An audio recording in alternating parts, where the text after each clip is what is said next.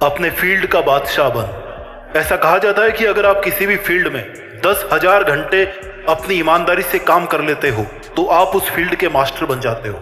मुझे ये तो नहीं पता कि ये सच है या नहीं, लेकिन इतना जरूर पता है कि अगर आप किसी फील्ड में 10,000 घंटे काम कर लेते हो तो इससे ये जरूर शो होता है कि वो फील्ड, वो पैशन आपके लिए कितना जरूरी है। मजा तब तक नहीं है जब तक आप अपने फील्ड का बादशाह ना बन जाओ। मजा तब तक नहीं है जब तक कई साल लगातार मेहनत करके उस मुकाम पर पहुंच जाओ जहां तक पहुंच पाना किसी आम इंसान के बस की बात ना हो। आप में से सबके दिलों में कोई ना कोई सपने जरूर है। कुछ लोग आप में से यूपीएससी निकालना चाहते हैं, कुछ अपना बिजनेस बढ़ाना चाहते हैं। ऐसा हो ही नहीं सकता कि किसी भी इंसान की लाइफ में कोई ख्वाहिश ही ना हो।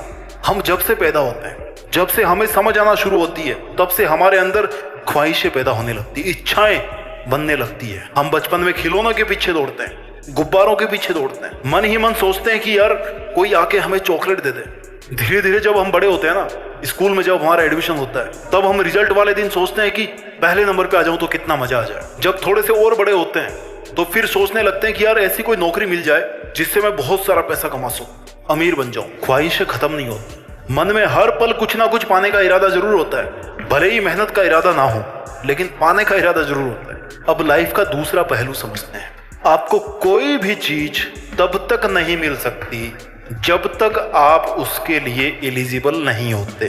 फॉर एग्जाम्पल, अगर किसी जॉब में एमएससी चाहिए तो आप उस जॉब के लिए केवल तब ही अप्लाई कर पाओगे, तभी आपको उस जॉब में लिया जाएगा जब आप एमएससी कर लो। ये केवल जॉब की बात नहीं करी मैं।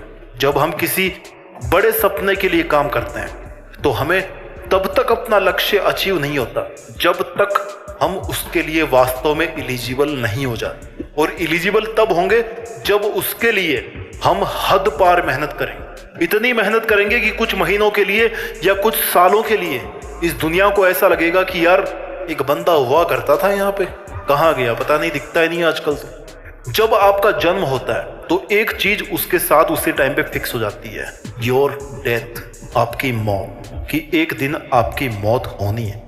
मौत के बारे में कितना सोचा आपने आज तक? चलो मैं सोचने को फोर्स करता हूँ आपको। मौत के टाइम हर चीज मीनिंगलेस हो जाती है। आपकी बड़ी से बड़ी जीत और बड़ी से बड़ी हार आपके लिए उस टाइम पे मीनिंगलेस हो जाती है। At the time of death everything becomes meaningless. Your money, your relations, success, failures, complaints, what really matters is that you finally get in through.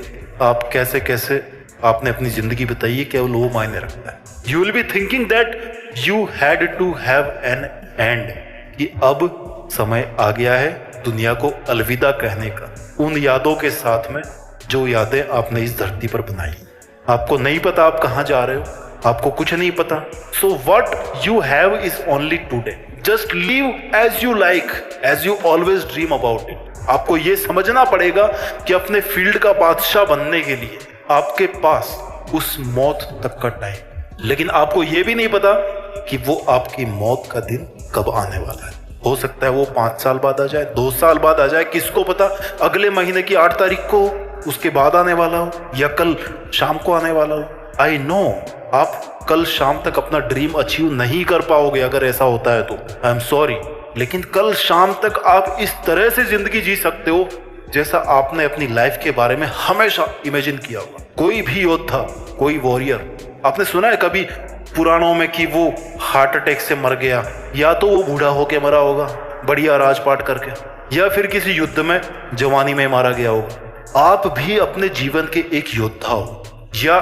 या तो अपने सपनों को पालो, या फिर सपनों को पाने के रास्ते पे ही अपने प्राण त्याग दो। लोग आपको कुछ भी बोले, अगर आपका ध्यान आपके काम में है ना, तो कोई कुछ भी बोले आप पर बिल्कुल असर नहीं पड़ने वाला। नेगेटिव लोगों से डील करने का एक ही तरीका है कि आप उनकी बात सुनना ही छोड़ दो, क्योंकि आपके लिए आपका काम इंपॉर्टेंट है। अगर आप पर उनकी नेगेटिविटी का, उनके नेगेटिव कमेंट्स का असर पड़ रहा है ना, तो इसका मतलब यह है कि आपके लिए आपका काम इंपॉर्टेंट नहीं है। आपके लिए उनके नेगेटिव कमेंट्स और वो लोग इंपॉर्टेंट, जो कि उनकी गलती नहीं है, आपकी गलती, क्योंकि आपकी चॉइस है वो लोग और उनकी नेगेटिविटी।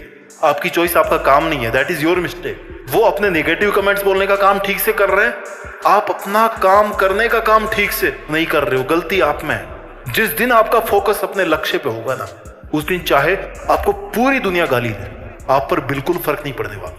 इस दुनिया में जब जब किसी पर जग हंसा है ना, उसी बंदे ने इतिहास रचा है, या कह लो कि जिसने भी इतिहास रचा है उस पर कभी ना कभी दुनिया वाले जरूर हंसे होंगे। वो अपने फील्ड का बादशाह बना है। आप ये लाइन मेरे कमेंट्स में बहुत बार लिखते हो ना कि जब जब किसी पे जग हंसा है तब तब उसने, लेकिन इस लाइन के पीछे का सीक्रेट नहीं जानते कि इतिहास इसलिए नहीं रचा कि दुनिया उस पे हंसती थी।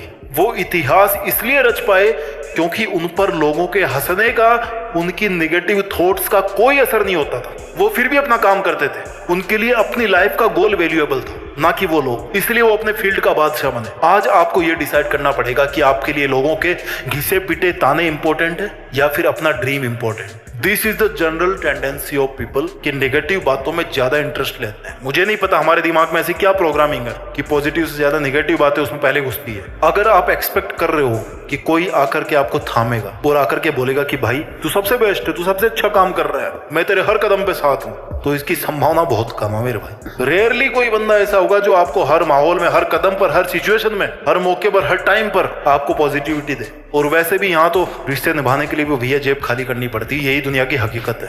तो इस दुनिया से क्या उम्मीद करोगे? लोग ये कहते हैं कि ऊपर वाले ने सारी की सारी समस्या उनकी जिंदगी में भर दी है। जो लोग ये सोचते हैं ना कि उनकी लाइफ में कुछ नहीं बचा, उनको एक बात बोलना चाहता हूँ कि माँ कितनी ही बूढ़ी हो जाए, कितनी ही बीमार हो जाए, कितनी ही मुसीबतों का सामना करना पड़े अपने बच्चों को पालने के लिए, उसके बदन का कपड़ा कितना ही पुराना हो जाए, उसके आंचल की खुशबू जो है ना, वो कभी अपना वादा नहीं भूलती। माँ के आंचल की छाया में तब भी वही सुकून होता है, उसकी खुशबू तब भी वैसी ही रहती है, उसकी ममता की चमक तब भी एक आशा का रास्ता दिखाती है।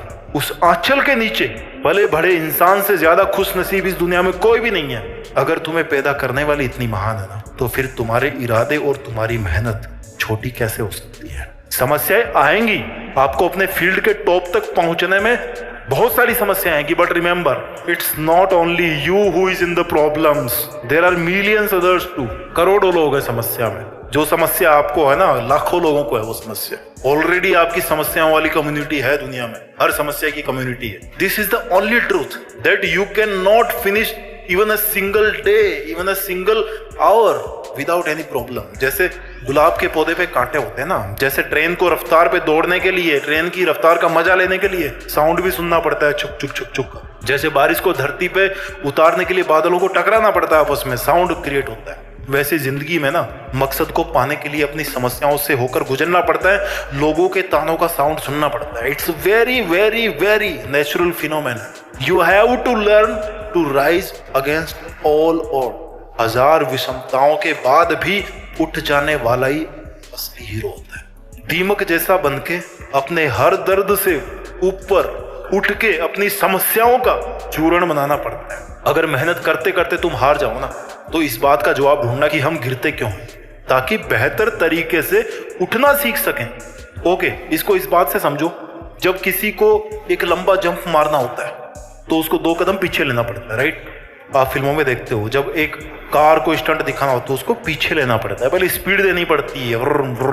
The same thing applies to our life also. When life push you back, जब आपको कभी लाइफ में ये लगे कि आपको लोगों ने पीछे छोड़ दिया है, या आप पीछे छूट रहे हो, या जिंदगी आपको वापस पीछे की तरफ धकेल रही है, it means this is the perfect time to make a jump.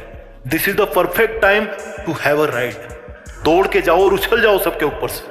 ये पीछे रुक जाने का टाइम नहीं है, ये पीछे से आगे आके छलांग मारने का मौका है। जिंदगी के इशारों को समझिए। हमारी लाइफ में प्रॉब्लम्स क्यों आती है, हमारी लाइफ में हार्ट ब्रेक्स क्यों आते हैं, हमें अपनों से दूर क्यों होना पड़ता है। हार्ट अटैक तो 1-2 बार ही आता है लाइफ में, हार्ट ब्रेक्स हर रोज आते हैं।